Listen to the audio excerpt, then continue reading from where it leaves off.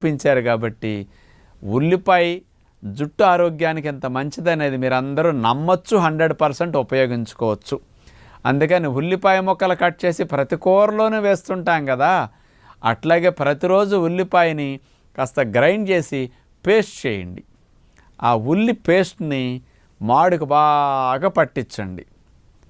తలంతా కూడా నూనె ఎట్లా పట్టిస్తారు బాగా మర్దం చేసి, ఆ ఉల్లి పేస్ట్ని, ఉల్లి రసాన్ని బాగా మాడుకు పట్టించి ఆరే వరకు 20 నిమిషాలు అరగంట అట్టు పెట్టుకోండి.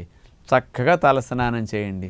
జుట్టు కుదుళ్ళు హెల్దీగా అవటానికి, జుట్టు ఊడినా తిరిగి రావటానికి, జుట్టు గ్రోత్ బాగుండటానికి, జుట్టు కుదుళ్ళకి రక్త ప్రసరణ వ్యవస్థ బాగా పెరగటానికి అన్ని రకాలుగా ఉపయోగపడుతుంది అన్నమాట.